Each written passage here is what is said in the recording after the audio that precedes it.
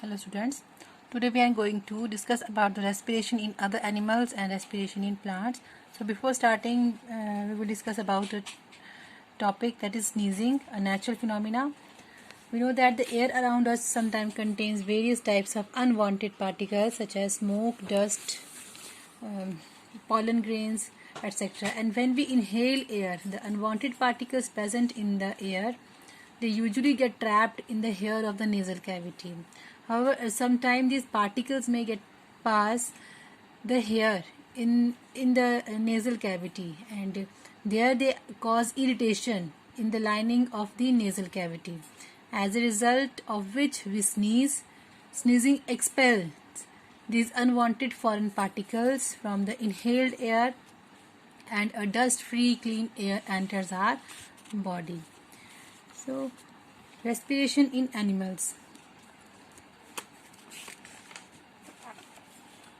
Different animals breathe through different parts of their body, and respiration in lower organisms like unicellular organisms such as amoeba and paramecium.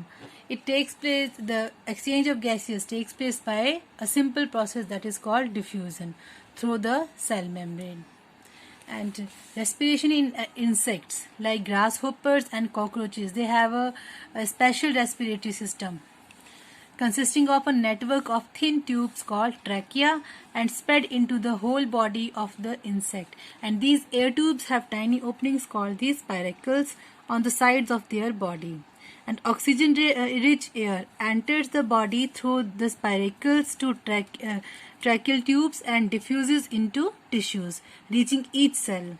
So the carbon dioxide that is released goes into the tracheal tubes and moves out through the spiracle. You can see in this diagram these tiny openings present on the surface, present on the sides of their body is called spiracles, and these spiracles are interconnected with each other with the help of a tracheal tubes.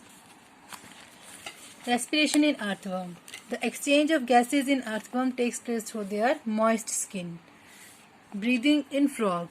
Frogs are amphibians that can live both on land and in water, and frogs have a pair of lungs like human beings to breathe on land, and in water they breathe through their moist skin. Respiration in fishes. Fishes have special organ of breathing called gills. These are called gills and found on both the side of its head. These are the structure diagram of the gills. These are found on both the sides of their head, and the fish breathe by taking in water through its mouth. It takes water in through its mouth and sending it over the gills. And gills are well supplied with blood vessels. And the blood vessels of the gills extract dissolved oxygen from this water and send it to all parts of the body. And carbon dioxide is brought back by the blood into the gills for expelling into the surrounding water. These are the gills.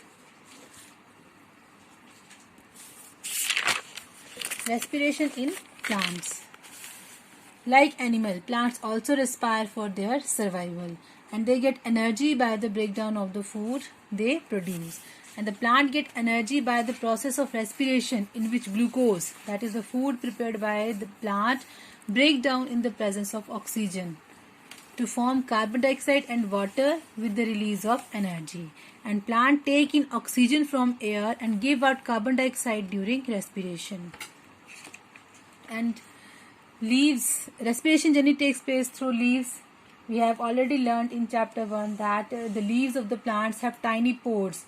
These tiny pores are called stomata that help in exchange of gases like oxygen and carbon dioxide, and respiration occurs through them in plant.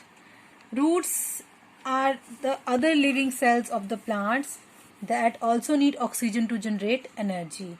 And the roots of the plants have a large number of tiny hairs on them called root hairs, and air is present in between the soil particle. The root hair are in contact with the air present in the soil particle.